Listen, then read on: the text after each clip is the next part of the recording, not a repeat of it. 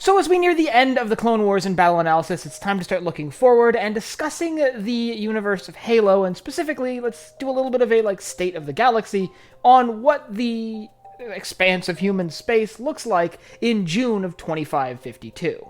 I'm Colin, and this is Sci-Fi Deep Dive.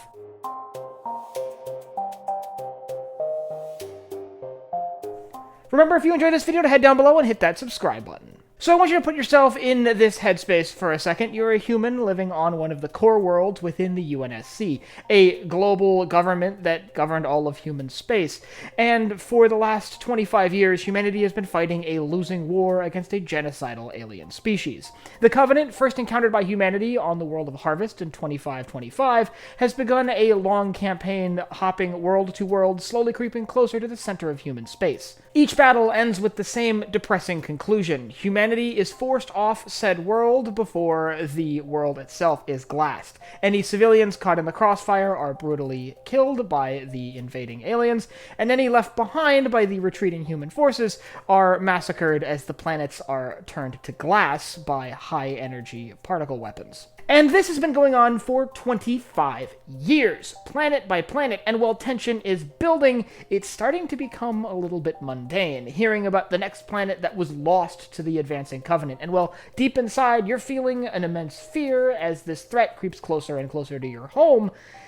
It's nothing new. By this point, humanity has dedicated its all to this ongoing war effort, realizing that failure in this conflict means the extinction of the human race. So many of your loved ones, or perhaps yourself, have ended up in service of the UNSC, fighting on the front lines, in battles with remarkably high casualty rates that very rarely end in anything other than a fighting retreat. Interestingly, though, this war isn't entirely one-sided. Humanity does still stand somewhat of a chance in ground combat against the Covenant, with UNSC Marines still being able to somewhat counter Covenant infantry forces, even though they're still significantly outmatched. Humanity does have an ace up their sleeve, however. The recently declassified Spartan program is yielding results, with Spartan soldiers being able to easily overwhelm Covenant forces, as they are some of the most advanced infantry forces in human history. However, all of this potential success is offset by a horrible deficit in the UNSC Navy's ability to fight the Covenant Navy. Covenant warships are significantly more advanced. They're more capable, with better shielding and far better weapons,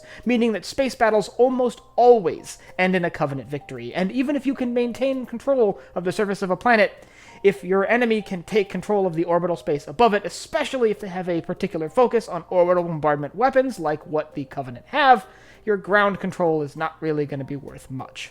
So even when humanity can win brief ground battles, they're either overwhelmed by a Covenant counterattack or simply slaughtered from orbit by glassing beams. But still, over 25 years of war, strict policies surrounding navigation computers have kept the core of human space safe. There has not been any Covenant attacks on Reach or Earth, or any of the initial worlds colonized by humanity in their first bout of expansion into the stars. Well, everyone knows a Covenant attack on these worlds is possible. You could be forgiven for being lulled into a false sense of security, as these worlds have never fallen target yet. But that's about to change as the Covenant inch closer and closer to the heart of human space, including key worlds like Reach and Earth. And, all in all, things look bleak.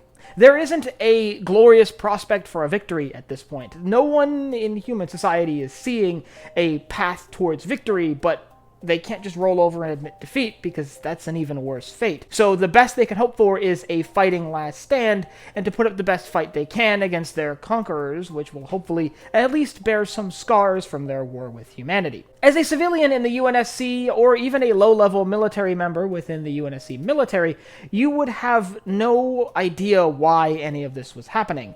In fact, it was probably only loosely known to UNSC leadership that the Covenant were after Forerunner artifacts, and possible connections between humanity and the Forerunners could be leading to this war. As such, to most of the human population, the Covenant were simply a mysterious force of nature that was creeping ever closer. And that's the situation we find ourselves in 2552. The war has now been dragging on for 27 years, and the enemy is drawing closer and closer to the heart of human space. Some of our biggest and most dense population centers sit now in the crosshairs of an advancing Covenant force. And while the Covenant may not know that they're close to striking the heart of human space, humanity definitely knows it. So that's the world that we're jumping into as we talk about the last half of 2552. We'll be starting with the Battle of Sigma Octantis and moving through the Battle of Reach and the Battle of Earth and the Battle of Installation 00, as well as the 2 battles on the Halo rings that occurred during that time. We'll also cover small engagements that I feel like we can cover effectively. Obviously, we're not done with the Clone Wars yet. There's still a little bit left, and I do want to cover some Separatist holdouts after the war. I know a few people have asked about that, and that is my intention. But as that starts to ramp down, this will start to ramp up. If you'd like to learn about what the standard Covenant invasion of a planet really looked like, I'll leave a link up here to a video breaking down sort of what a standard battle at this point in the Human Covenant War would have actually looked like. And I'd like to let me know down in the comments, if you were a civilian on one of these worlds, would you try to flee to the middle of nowhere, or would you be content staying in a population center, knowing that's your best chance at getting a stiff defense from UNSC forces in the event of a Covenant invasion? And if you have anything else you'd like to see me cover in Halo, or Star Wars, or anywhere else in science fiction, you can let me know down below in the comments. Last but not least, if you enjoyed this video, head down below, hit the like button, the subscribe button, and the bell icon so you get notified when I upload new videos. So for Sci-Fi Deep Dive, I'm Colin, and I will see you next time.